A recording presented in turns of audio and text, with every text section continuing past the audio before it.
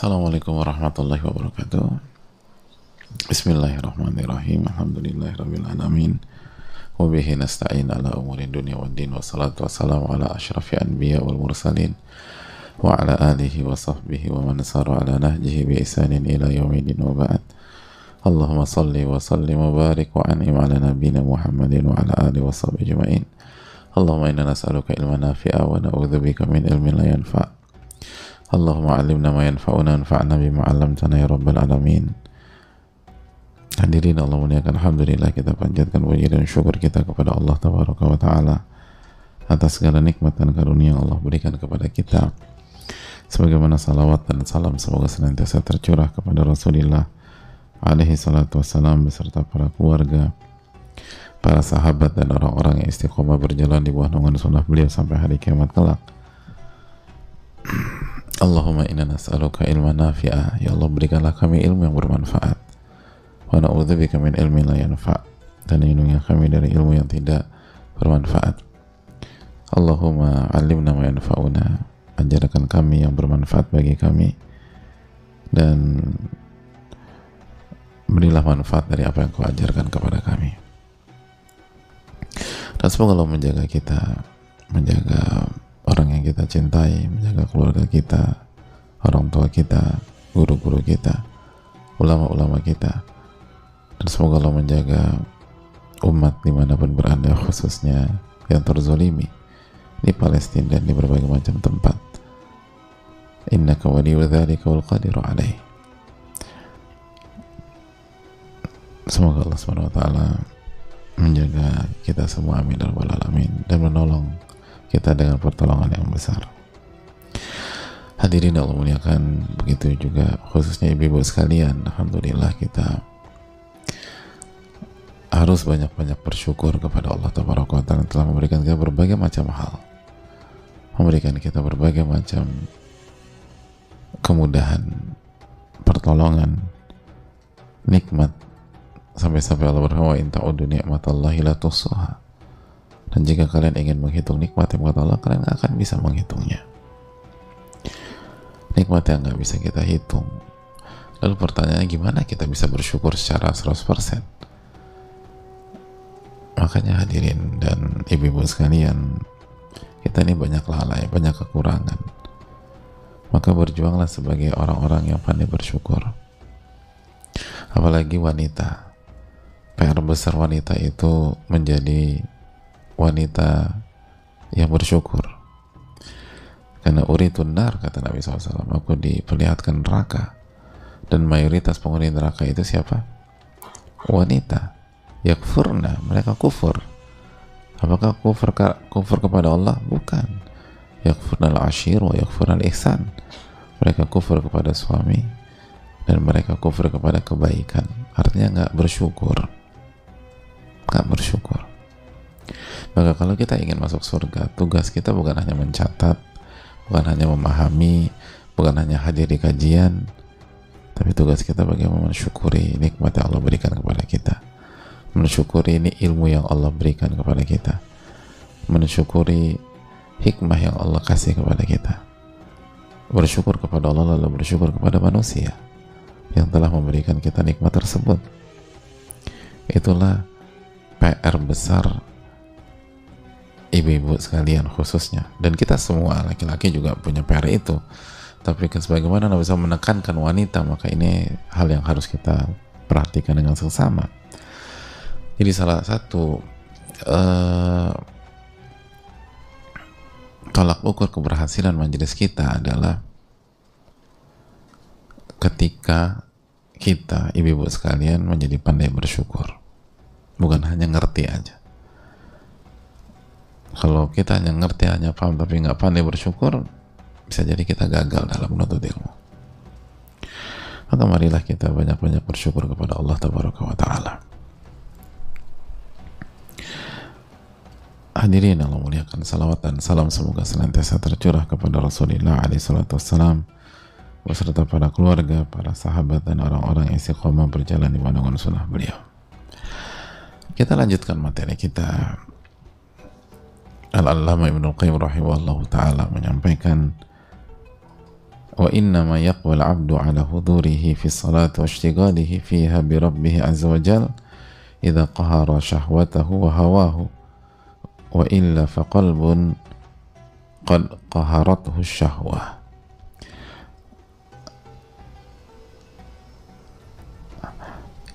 Hadirin Allah muliakan, ini kaidah, tolong catat baik-baik.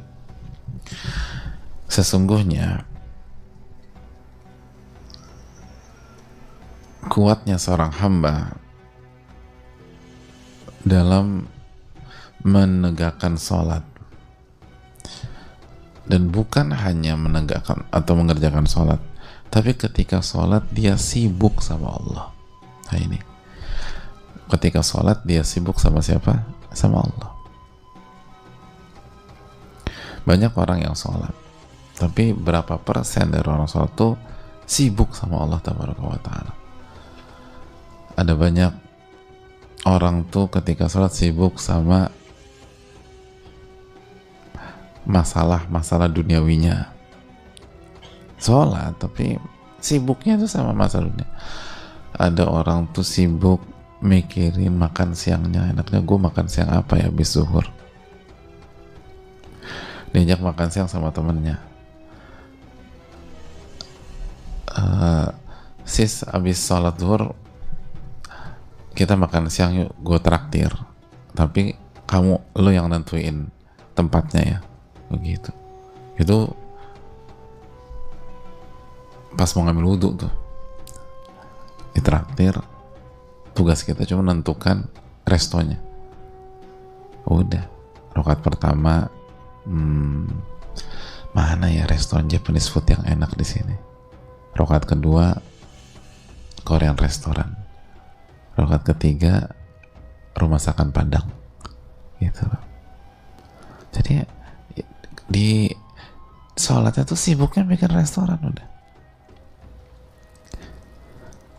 Bukan sibuk sama Allah Tabaraka wa Ta'ala. Ada orang sebelum sholat baca WA dari suami, tajam memang WA-nya. Itu selama sholat, mikirin suaminya udah. Sibuk dengan kata-kata suami di dalam WA tersebut.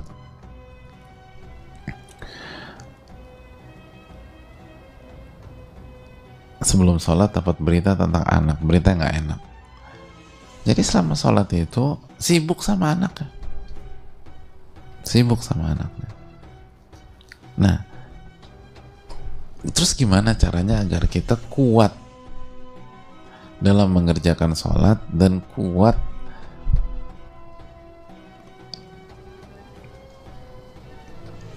selalu sibuk sama Allah ketika sholat kita?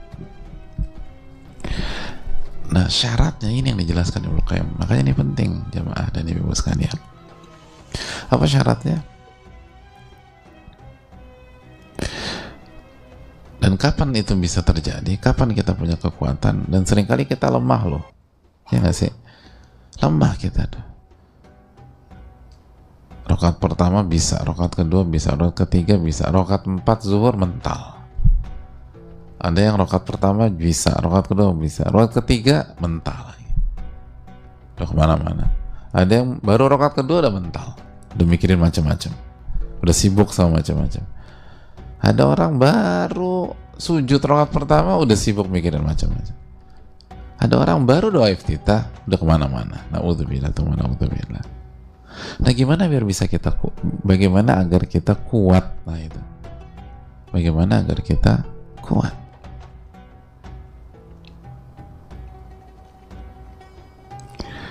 Hadirin Allah muliakan, ternyata caranya itu idza qahara syahwatahu wa hawahu, apabila dia bisa menundukkan dan mengalahkan syahwat dan nafsunya.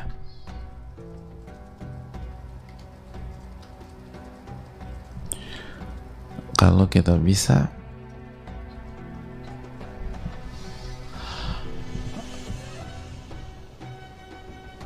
mengalahkan dan menundukkan, mengontrol, mengkondisikan syahwat kita dan nafsu kita,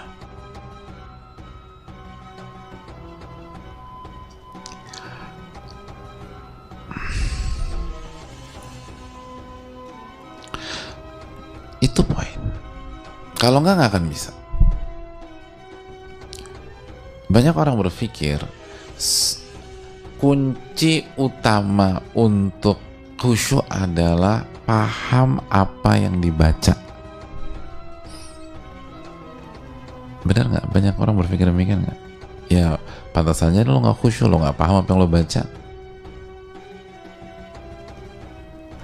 Konsekuensi dari teori ini,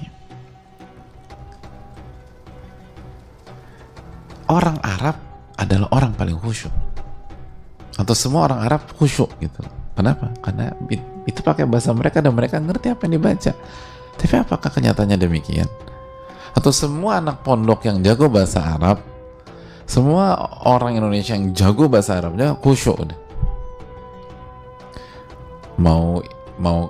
Mau kegiatannya maksiat kah, atau suka gibah kah, atau suka fitnah orang kah, yang penting bisa bahasa Arab, lalu Anda paham apa yang Anda baca saat baca Al-Fatihah, atau pada saat Anda ruku, pada saat Anda i'tidal, pada Anda saat sujud, atau pada saat duduk dan terus sujud, maka Anda pasti akan khusyuk.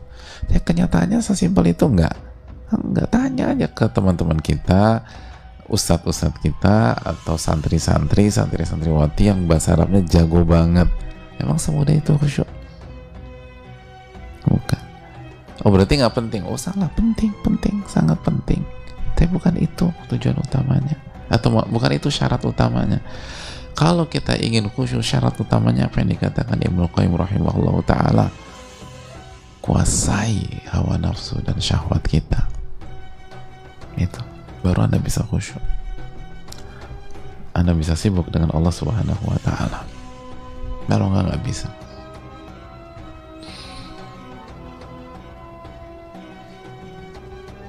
Nggak bisa. Ini syarat. Ingin khusyuk, di samping memahami bacaannya, gitu. Tetap kita pelajari apa sih makna Maliki Yaumiddin, apa maknanya Subhana Rabbiyal A'la, itu penting. Tapi hanya mengenal itu nggak bisa. Kita harus kuasai, tundukkan hawa nafsu dan syahwat kita. Kalau nggak, kita nggak akan khusyuk. Wa illa, kalau kita nggak bisa itu, kalau kita nggak berhasil melakukannya, faqalbun qad qaratu syahwah, maka hati itu dikuasai oleh syahwat dan ditawan oleh hawa nafsu. Nah, sejago apapun bahasa Arab kita, semengerti apapun apa yang dibaca dan apa yang kita dengar ketika imam membaca secara jahar, kalau hawa nafsu sudah hawa nafsu sudah menawan hati kita, kalau syahwat telah menguasai hati kita, apa yang terjadi? Wajada syaitanu fi maq'adan tamakkana fi, dan saat itu syaitan mendapatkan kesempatan untuk menggoda dan menguasai dia. Jadi ketika hati kita sudah ditawan dan dikuasai oleh hawa nafsu dan syahwat, dan syaitan lihat itu momentum syaitan untuk menggoda, memberikan ilusi, memalingkan, dan mengalahkan kita. Itu momentumnya syaitan. Kaifa yukhlisu minal wasawis wa minal afkar. Kalau demikian, bagaimana dia bisa terbebas dari was-was syaitan dan pikiran-pikiran yang mengganggu kekhusyuannya pada saat sholat dan ibadah. Jadi kalau diri kita sudah dikuasai oleh hawa nafsu, sudah dikuasai oleh syahwat, lalu syaitan masuk pada saat itu karena dia lihat itu momentum dia, itu kesempatan dia, itu timing dia untuk masuk, untuk menggoda, untuk menyerang, untuk memberikan ilusi, lalu malingkan ke sana dan ke kiri, maka bagaimana seseorang bisa berhasil dan selamat dari godaan-godaan tersebut dan pikiran-pikiran itu? Nggak bisa. Kita akan gagal. Itu hadirin sekalian yang ditakutkan. Dari sini pelajaran mahal bagi kita bahwa kualitas ibadah kita dan kekhusyuan hati kita dalam beribadah dan dalam mengerjakan sholat itu bukan hanya ditentukan oleh kondisi kita pada saat sholat, bukan hanya itu, tapi juga ditentukan dengan atau oleh kondisi kita di luar sholat kita, sebelum kita sholat dan setelah kita sholat. Jika di luar sholat kita hidup dengan hawa nafsu kita hidup dengan syahwat kita. Maksudnya apa nih Pak Ustadz? Kan bukannya setiap kita punya nafsu ya? Oh iya, betul. Maksudnya bukan menghilangkan hawa nafsu, tapi maksudnya dikuasai oleh hawa nafsu. Jadi kalau kita mau pakai bahasa yang lebih spesifik, lebih detail, lebih tajam, kalau di luar sholat kita jalani aktivitas kita, hari-hari kita, kegiatan-kegiatan kita dalam kondisi kita dikuasai oleh syahwat dan hawa nafsu, maka pada saat waktu sholat kita nggak akan khusyuk dan nggak akan bisa sibuk dengan Allah Subhanahu Wa Taala, nggak akan bisa. Dan kita akan, sebagaimana kita kalah dengan hawa nafsu di luar sholat, kita akan kalah dengan hawa nafsu di dalam sholat.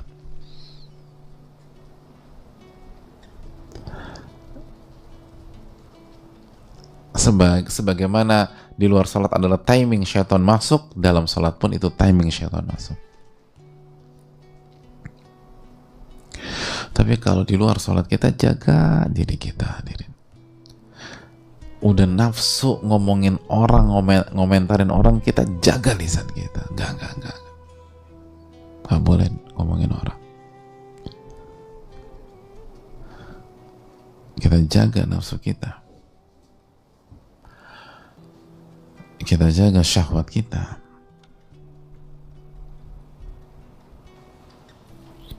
Pada saat kita menjalankan peran sebagai istri, kita menjalankan peran jadi ibu, kita jalankan peran sebagai anak gitu loh. Pengennya ngejawab orang tua aja, pengennya ngejawab dan ngebantah suami aja, tapi kita tahan gitu, nggak bisa. Ini hawa nafsu. Lalu pada saat kita bekerja, pada saat kita di kampus, pada saat kita bertemu dengan A dan B, pengennya ngedebat temen aja di lingkungan kerja, tapi enggak. Jaga hawa nafsu. Ini nafsu nih, pengen ngedebat orang. Ada sesuatu di jalan gitu loh yang membuat kita tuh pengen nyemprot orang gitu loh. Terus kita tahan, enggak. Saya harus kuasai dan saya harus lawan hawa nafsu saya. Nah kalau kita jaga terus tuh hawa nafsu, hadirin, maka pada saat kita sholat kita akan sibuk dengan Allah Tabaraka wa Ta'ala. Itu poin. Tapi kalau tidak, maka tidak. Sesimpel itu.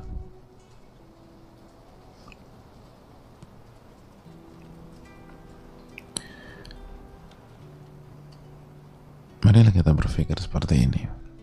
Dan ini kaidah besar yang dijelaskan Ibnu Qayyim rahimahullah ta'ala. Jadi dari sini kan kita bisa paham ya ibu-ibu sekalian.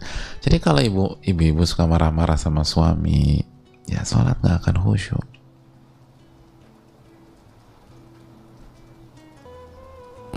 Kalau ibu-ibu nggak bisa kendalikan diri saat ngadepin anak-anak, sholat nggak akan khusyuk.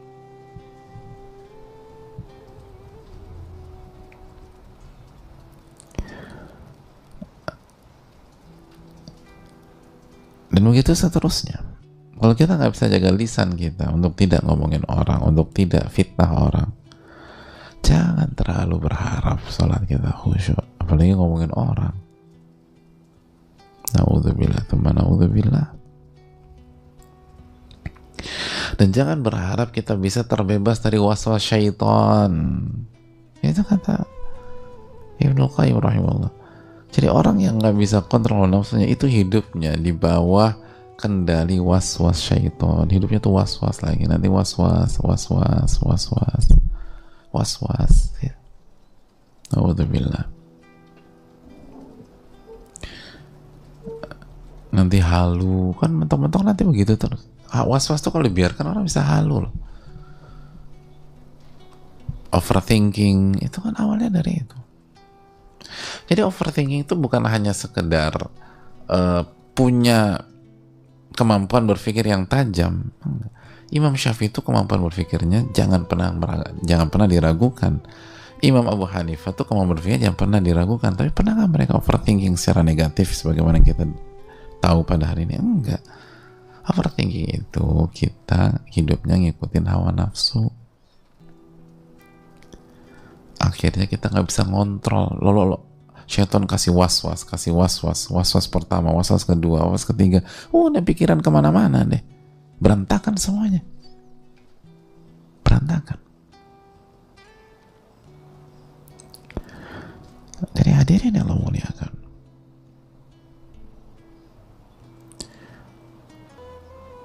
Karena ketika kita kasih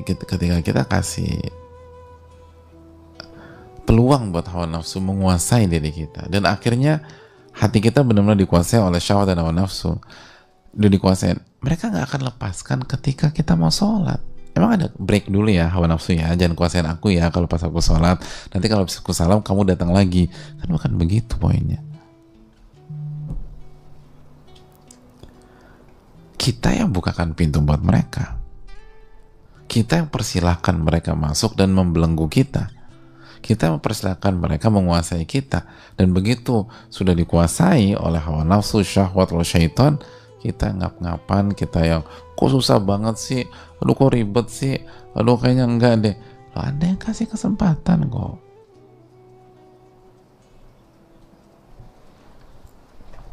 Dan itu kan bertahap hadirin, nggak langsung, bertahap. Tapi seringkali kita sadarnya begitu kita sudah terbelenggu, dan udah susah, udah, kecuali dirahmati oleh Allah Subhanahu wa Ta'ala. Kita buka sesi tanya jawab, semoga bermanfaat. Wassallallahu wasallam ala nabiyina Muhammad wa ala alihi wasallam ajma'in.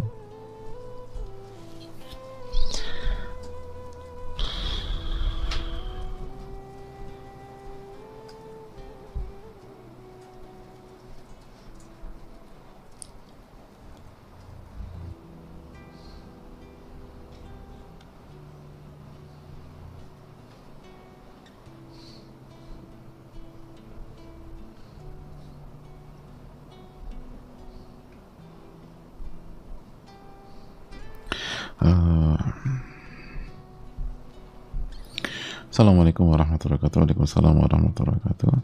Bismillahirrahmanirrahim. Semoga Allah senantiasa merahmati Imam Ibnul Qayyim, keluarga beliau, guru-guru beliau, orang-orang yang beliau cintai. Semoga Allah senantiasa merahmati dan menjaga para ulama dan keluarga. Amin ya rabbal alamin. Dan semoga Allah senantiasa merahmati dan menjaga ustadz beserta seluruh tim kajian dan keluarga. Amin ya rabbal alamin. Ustadz izin bertanya, mohon maaf bila di luar tema. Ayah saya sudah meninggal rahimahullah, dan harta peninggalan beliau adalah sebuah rumah tipe 57 di atas tanah ukuran 7x16. Sejak 8 tahun terakhir, rumah itu adalah untuk tempat tinggal ibu kami dan 3 adik laki-laki kami yang sebelum mereka berpencar untuk bekerja di kota lain sejak tahun lalu. Sebelumnya ibu dan ayah tinggal di kota lain kontrak. Alhamdulillah kami berempat, anaknya 3 laki-laki 1 perempuan, sudah dewasa dan memiliki penghasilan masing-masing, namun kami semua masih belum punya cukup uang ataupun aset untuk bisa membiayai ibu haji khusus, apalagi furoda. Saya sulung tinggal bersama suami yang lokasinya berhadapan dengan ibu. Ibu kami belum haji, sudah daftar, tapi jatah beliau berangkat masih 17 tahun lagi. 17 tahun lama ya. Alhamdulillah. Kami anak-anak berniat menjual rumah warisan tersebut dan melepaskan hak waris kami. Harta waris itu memang belum dibagi. untuk membiayai ibu berangkat haji dengan jalur haji furoda agar tidak antri, mengingat usia beliau sudah 62 tahun saat ini. 62 tahun, 17 tahun lagi berarti berapa? 79 tahun. Walaupun semoga biasa kan ada itu ya, dimajukan ya kalau prakteknya. Sehat fisik maupun rohani, mengingat ada hak waris ibu juga dalam harta itu, kami harus minta persetujuan beliau. Pertanyaan saya, apakah keberadaan harta waris tersebut menjadikan ibu sebenarnya dalam kondisi istitoah untuk berangkat haji segera? Karena ada aset harta yang bisa dijual untuk menunaikan kewajiban haji dan ibu masih dalam keadaan sehat fisik maupun rohani. Apakah kami salah jika tidak mengusahakan harta waris itu terjual untuk beliau haji dengan membiarkan harta tersebut apa adanya karena dipakai untuk tempat tinggal ibu? Apakah kami juga salah jika nanti sudah menyampaikan ke ibu namun beliau tetap kekeh menunggu haji reguler saja dan kami mati beliau? Saya yakin Allah tidak akan menyanyiakan ibu sepulang haji, bismillah. Namun ada keraguan salah satu adik saya, kalau rumah dijual nanti ibu tinggal di mana, menghabiskan masa tua di mana. Sebenarnya ibu bisa tinggal bersama saya, suami juga sudah setuju, atau tinggal bersama adik yang lain di rumah dinas kantor yang juga sudah menyanggupi. Saya takut kalau tidak mengusahakan ibu haji segera hanya karena tidak maksimal menjual harta yang ada, tidak satupun dari kami sanggup mempertanggungjawabkannya di akhirat kelak serta Allah hisab kami. Tapi kami juga takut dianggap durhaka karena meminta ibu untuk melepaskan rumah tempat beliau tinggal untuk memenuhi kewajiban beliau kepada Allah. Mohon nasihatnya Ustadz, semoga Allah memberikan taufik dan kemudian agar pertanyaan bisa dijawab. Amin ya rabbal alamin. Hadirin Allah muliakan, Allah Subhanahu wa taala berfirman dalam surat Ali Imran ayat 97, walillahi ala nasi hijjul baiti man istata'a ilaihi sabila. Walillahi ala nasi hijjul bait, dan diantara hak Allah yang wajib ditunaikan oleh manusia adalah pergi haji. Man istata'a, tapi apakah ke semua orang? Tidak. Man istata'a, bagi yang mampu untuk melakukan perjalanan ke tanah suci. Nah, ada pembahasan panjang para ulama tentang masalah kemampuan.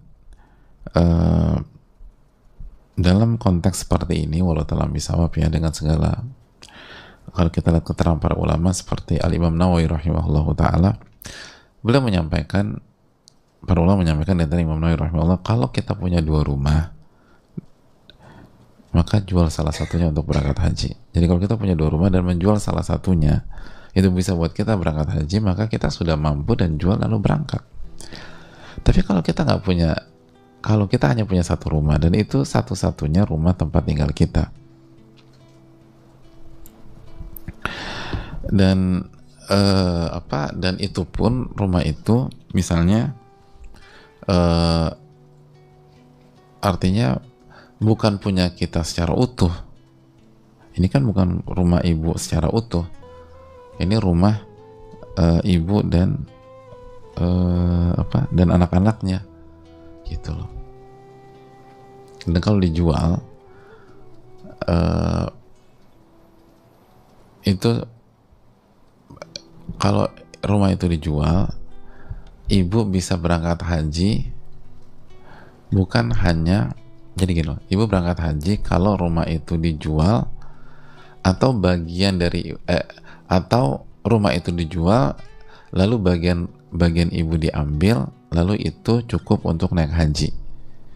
Kalau yang kita pahami kan opsi yang pertama ya nggak sih, bahwa rumah itu dijual lalu semua anak-anak menanggalkan haknya lalu berikan ke ibunya plus bagian dari ibunya, baru itu yang bisa membuat ibu naik haji gitu ya. Maka itu bukan istitoah dalam ilmu fikih, bukan istitoah, bukan kemampuan. Artinya ibu belum wajib haji gitu loh. Ibu belum wajib haji. Tapi cara itu boleh nggak? Boleh. Tapi ibu ridho dulu. Gitu loh. Karena rumahnya mau dijual. Lalu jangan sampai terbengkalai setelah beliau pulang. Dan semua ahli waris ridho. Haknya dikasih ke ibu itu. Tapi kalau kalau pertanyaannya apakah sudah wajib haji, insya Allah belum, karena kondisinya adalah rumah itu dijual dan itu bukan milik ibu tapi milik ibu dan anak-anak, dan semua anak-anaknya harus menanggalkan haknya dulu baru plus jatah ibunya untuk bisa ibunya naik haji. Berarti ibunya mampu apa tidak? Tidak. Ibunya harus dapat dukungan uang dari siapa? Dari anaknya. Berarti ibunya mampu apa enggak? Enggak, ibunya enggak mampu. Makanya kata para ulama, kalau dia punya 2 rumah, dengan jual salah satunya dia bisa berangkat haji, ya jual itu mampu. Atau dia punya 1 rumah, itulah, dia punya 1 rumah di misalnya Jakarta Pusat, benar-benar pusatnya Jakarta, jangan terlalu itulah, terlalu tajam. Dia punya 1 rumah tapi rumahnya 4.000 meter gitu loh. Kalau dia jual itu rumah atau sebagian, dia bisa haji dan dia bisa dapat rumah yang masih sesuai dengan kebutuhannya gitu loh. Bahkan plus ya udah jual aja, itu udah mampu gitu. Tapi dalam bentuk apa? Tanah atau aset gitu loh. Tapi kalau rumah kita rumah yang sederhana, dan itu pun juga bukan semua itu pun misalnya rumah waris punya, maka itu belum mampu. Atau misalnya itu tadi dijual, lalu bagian ibu dikasih, dan itu bisa buat haji, bisa buat beli, bisa buat tempat tinggal ibu setelah pulang haji, bisa buat kebutuhan kebutuhan primer, ya itu bisa masuk kategori mampu. Tapi kalau ini harus disupport semua pihak dulu baru bisa berangkat, maka ini berarti bukan kemampuan ibu, tapi kemampuan yang dapat dari semua kemampuan yang dapat dari effort dari semua anak-anak dan ibu tersebut. Belum sekali lagi, kecuali kalau semuanya ridho dan ibunya pun juga ridho dan seterusnya gitu loh. Wallahu ta'ala alam bisawab.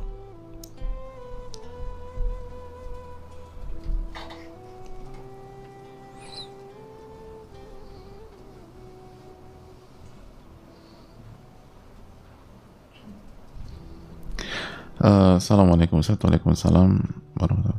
Semoga Allah selalu merahmati Ibnu Qayyim, Ustadz beserta tim dan keluarga dan seluruh kaum muslimin, amin ya rabbal alamin wa iyyakum. Ustadz, saya mau bertanya, 4 tahun lalu saya mengetahui bahwa kakak kandung saya berzina dengan pacar maupun temannya. Kalau zaman sekarang biasa disebut FWB apa? Hah?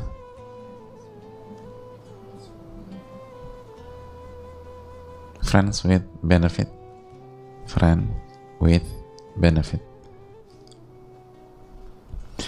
Berarti saya bukan orang zaman sekarang nih, saya nggak ngerti.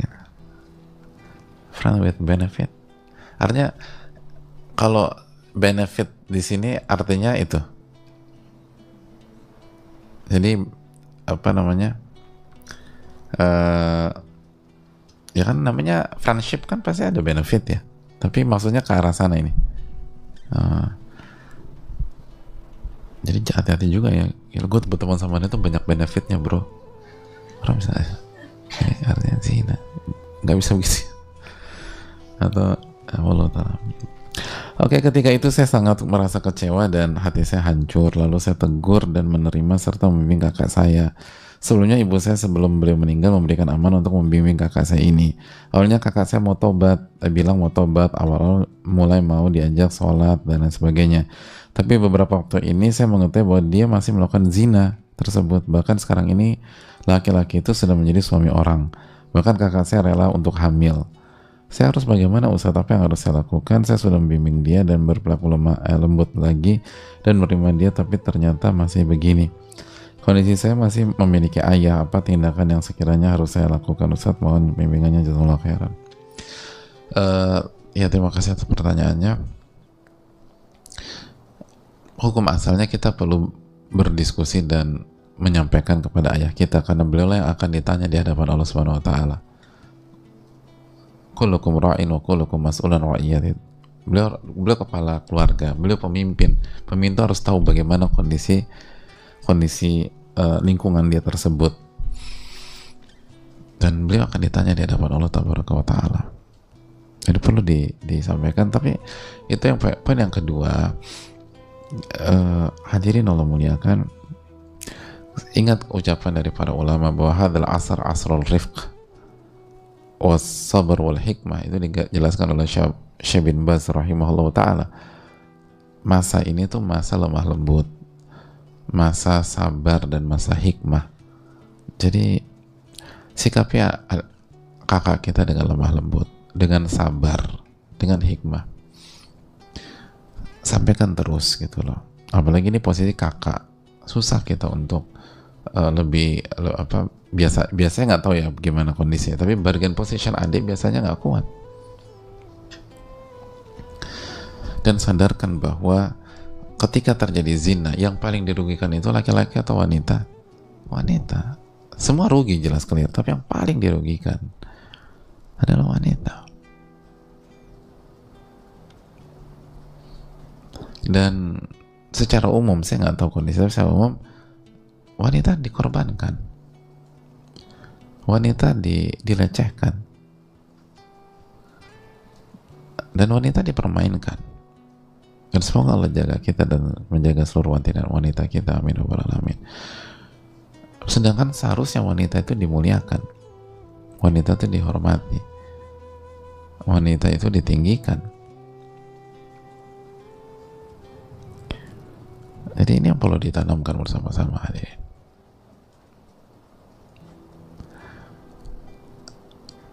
Minta pertolongan kepada Allah sebelum kita dakwahin kakak kita. Minta tolong, doakan. Sebelum bicara tuh doa dulu. Mau bicara sama kakak nanti besok pagi, malamnya tuh tahajud dulu, doa sama Allah, minta petunjuk, minta kemudahan. Wasta'inu bisabri wassalam, minta perang dengan sabar dan sholat perbanyak biar Allah tolong. Dan yang berikutnya, bicara dengan lemah lembut. Tadi yang kita katakan, sikapi dengan lemah lembut. Karena secara umum wanita tuh korban. Bicara sama korban itu kasar atau lemah lembut, hadirin? Ya. Hukum asal bicara dengan korban itu, korban tuh diintimidasi, dikasari, atau dibicarakan dengan lemah lembut? Lemah lembut. Bicara dengan kakak kita lemah lembut. Karena secara umum wanita korban. Nasallallahu. Dan hukum asalnya bicara sama wanita itu lemah lembut. Makanya istausu bin nisa'i khaira.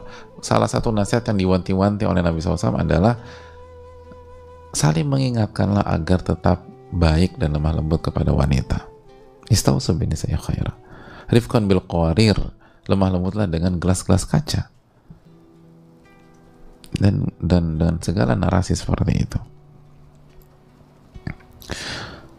Lalu dan Nabi SAW bersabda, in dhahabta tuqimuha kasarta. Wanita itu kalau dipaksa, dicocor segala macam, berubah jadi baik atau sebaliknya? Patah, kata Nabi SAW. Itu Nabi SAW mengatakan. Anda cecer terus wanita, Anda push terus, nggak dikasih nafas gitu, dicecer gitu, ditekan. Walaupun baik, kata Nabi, hasilnya kasarta, patah, bukan jadi baik, bukan. Ini kan konteksnya Anda ingin merubah wanita itu jadi lebih baik, tapi caranya dipush, dicecer. Hasilnya bukan jadi lebih baik, jadi berantakan. Itu wanita. Harus disikapi dengan baik dan lemah lembut. Dan kalau mau tegas, jangan setiap saat tegas gitu loh. Atau kalau jangan setiap saat keras, nggak bisa. Ada mungkin saat waktunya kita benar-benar tegas atau kita marah. Tapi kita harus netralisir di kesempatan lain. Itu harus baik, harus ini, harus itu, dan seterusnya. Terus juga sampaikan bahwa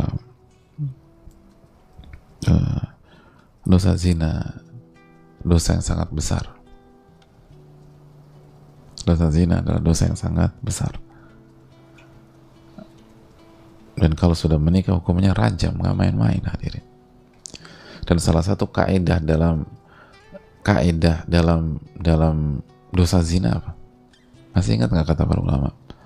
Inna zina dainun, sesungguhnya zina itu hutang yang akan dibayar oleh keluarga,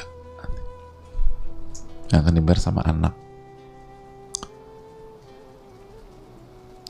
Sekarang sih orang nggak mikir karena udah tenggelam dalam syahwat. Nanti ada nyesel senyeselnya.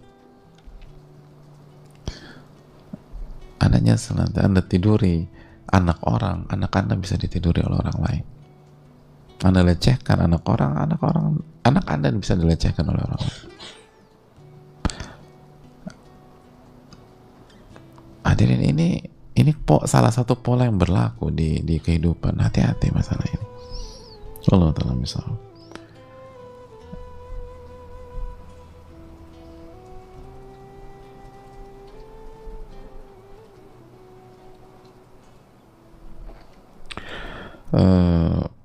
Assalamualaikum warahmatullahi wabarakatuh. Waalaikumsalam warahmatullahi wabarakatuh. Ahsanallahu ilaikum ustazi wa iyyakum. Semoga Allah senantiasa memberkahi Imam Ibnul Qayyim, Imam Nawawi, Ibnul Jama'ah, dan para ulama serta seluruh kaum muslimin, dan semoga Allah selalu menjaga rakyat Palestina dan memerangi dari kaum Zionis. Amin ya rabbal alamin wa iyyakum. Ustaz, saya ingin bertanya, saya seorang wanita berusia 46 tahun, 3 bulan yang lalu saya resmi bercerai dengan suami saya. Saya sekarang kenal dengan seorang laki-laki, teman kuliah saya, yang menjadi imam masjid, hafidz Quran, dan pernah kuliah di Timur Tengah tapi tidak selesai. Saya suka kepada beliau karena akhlak dan rasa malu yang dimiliki, dan cara berpikirnya. Dan sepertinya beliau pun menyukai saya. Namun usia kami berbeda 20 tahun. Teman kuliah. Cukup ini ya. Mungkin baru kali kuliah lagi ya, atau bisa S2 dan seterusnya. 2 bulan kenal dengan beliau banyak memberikan nasihat kepada saya untuk lebih meningkatkan ibadah, seperti merutinkan zikir dan hafalan dari Al-Quran. Namun sudah sepekan ini beliau bilang mau mengurangi komunikasi dengan saya. Jujur Ustadz, saya selalu meminta kepada Allah untuk menjadikannya sebagai qawam saya. Oh, jadi langsung minta jadikanlah dia jadi pemimpin saya atau suami saya. Qawam itu maksudnya suami. Tapi usia yang terpaut jauh terkadang membuat saya berpikir ulang, hal apa yang sebaiknya saya lakukan Ustadz? Mohon nasihatnya untuk saya. Jazakallah khairan wa barakallahu fikum barakallah. Hadirin Allah muliakan, yang pertama minta pertolongan kepada Allah. Nggak mudah memang kondisi seperti ini, apalagi di usia seperti itu. Terus yang kedua, husnudzon dengan Allah. Lalu yang ketiga, kita harus yakin pertolongan Allah itu jauh lebih luas.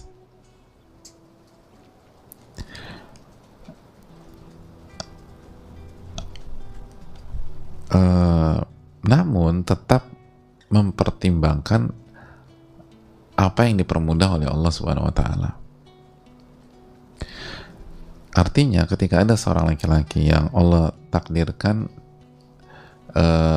bahasanya apa ya, ada di circle kita gitu loh, dan itu bukan karena hubungan maksiat, bukan karena circle atau apa ya, biasanya enaknya dalam radar kita gitu, dalam radar kita itu bukan maksiat, itu bukan apa, itu nggak pakai cara yang haram, dan kayaknya dipermudah aja sama Allah gitu.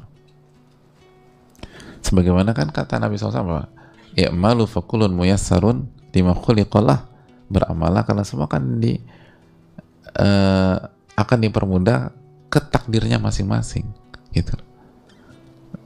Jadi ada pihak itu kita ingin susahnya nggak tembus-tembusan, tapi Allah mudahkan. Makanya kan doa istikharah apa? Kalau ini takdir saya, maka apa? Faqdurhu li. Kalau ini yang terbaik, maka takdirkan dan apa? Mudahkan. Dan mudahkan tuh caranya banyak. Pokoknya kita dibuat mudah aja gitu. Jadi kalau Allah permudah, dan bukan kita nggak pakai cara yang haram, cara yang rendah, cara yang itu, pokoknya Allah mudahkan. Terus juga kita tetap jaga komunikasi gitu loh. Di poin pertama agak rentan ya gitu loh. Teman kuliah terus kasih nasihat-nasihat gitu ya agak rentan, tapi di endingnya sebenarnya ini hal positif, beliau ingin mengurangi komunikasi, kan bagus gitu loh. Jadi kalau teman kuliah nggak oke lah banyak bicara, walaupun alasannya dengan nasihat. Kalau teman gitu, makanya kan kata para ulama jangan berdua-duaan dengan wanita walaupun dengan alasan belajar Quran gitu loh. Jangan dua-duaan sama wanita walaupun dengan alasan belajar Quran. Tapi mungkin ya seorang bisa khilaf, tapi sepertinya beliau atau si laki-laki ini berusaha untuk memperbaiki dan menjaga komunikasi ini, itu bagus. Walau ta'ala, misal coba kita ambil ibrah dari Khadijah radhiyallahu anha kan dekat dengan Nabi, Allah mudahkan bermuamalah dengan Nabi SAW. Bisa Allah mudahkan melihat Nabi SAW. Melihat tuh artinya bukan ngeliatin syahwat, bukan ya, tapi maksudnya bisa berinteraksi dengan Nabi SAW lebih dekat dengan cara yang halal dan tidak ada unsur yang haram dan merendahkan, yaitu dalam hubungan bisnis. Lalu beliau mengutus Maisarah untuk ngecek itu semua, kan tahu kan kita ceritanya. Artinya lihat profil itulah, lihat cerita itu, dan akhirnya begitu confirm bahwa Nabi SAW adalah sosok laki-laki yang sangat luar biasa, Khadijah berusaha melakukan langkah berikutnya dan sangat elegan, sangat berkelas. Nah kalau memang gitu loh, kalau dan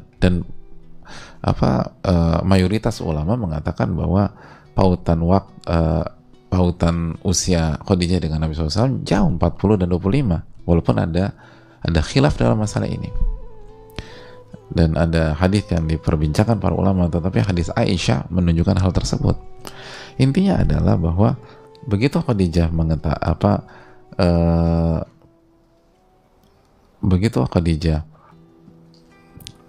mempertimbangkan semua aspek dan sosok yang paling ideal adalah laki-laki atau pria yang Allah mudahkan bisa berada dalam radar beliau, maka disegerakan dan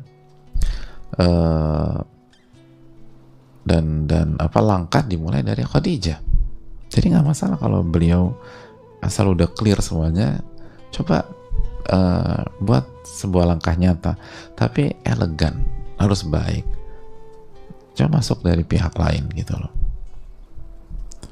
Dan Allah tahu, apalagi kalau kita merasa bahwa dia punya rasa juga dengan kita, maka saya rasa gini loh jamaah sekalian, cari laki-laki baik itu susah banget sekarang. Sebagaimana cari wanita baik juga susah, sepakat, tapi bener-bener nggak mudah cari laki-laki baik. Belum lagi kan kita tahu semakin akhir zaman kan jumlah laki-laki wanita itu seimbang apa tidak? Tidak. Jumlah wanita akan semakin lebih banyak daripada laki-laki. Itu kan menunjukkan bahwa jangan gampang melepas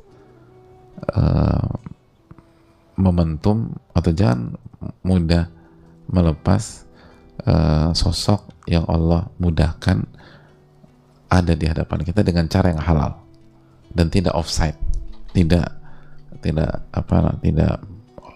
offside dan tidak melampaui batas, karena susah, sangat susah. Kata para ulama, as-sayfa dhayatil laban, gitu. As-sayfa dhayatil laban. Itu istilah mengatakan bahwa Anda telah menyanyiakan momentum, dan momentum itu nggak akan datang lagi. Kata para ulama seperti Ibnu Qayyim, jika Allah buka pintu kebaikan maka masuklah, karena Anda nggak pernah tahu kapan pintu itu tertutup, dan kalau tertutup apakah dibuka lagi untuk Anda. Dan ada banyak pintu yang kalau sudah tertutup nggak pernah terbuka lagi di dunia ini, dan yang ada hanya penyesalan.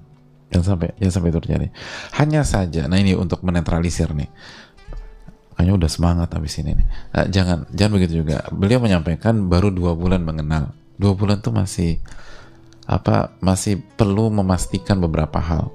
Dan maksud dan solusinya bukan berdekatan intens komunikasi, bukan juga, tapi coba pakai cara-cara yang dijelaskan para ulama lah gitu loh.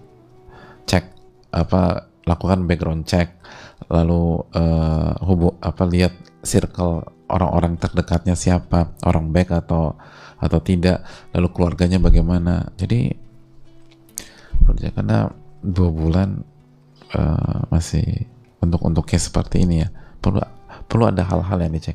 Walaupun sekali lagi nggak mesti begitu juga, tapi sekali lagi kan tadi kita bilang bahwa laki-laki yang benar-benar bisa menjadi suami yang performanya bagus tuh itu susah. Maka di sisi lain oknum tuh banyak, yang KW tuh banyak. Jadi hati-hati. Intinya hati-hati dan diskusi gitu. Dan kalau punya libatkan wali kita gitu. Jadi kalau memang kita udah tertarik dan seterusnya, kayaknya libatkan wali kita. Jadi coba wali kita turun untuk laki-laki versus laki-laki gitu loh, untuk melakukan penjajakan lebih lanjut. Wali kita turun, atau ada laki-laki di keluarga kita yang terpercaya turun, yang bisa memerankan peran wali.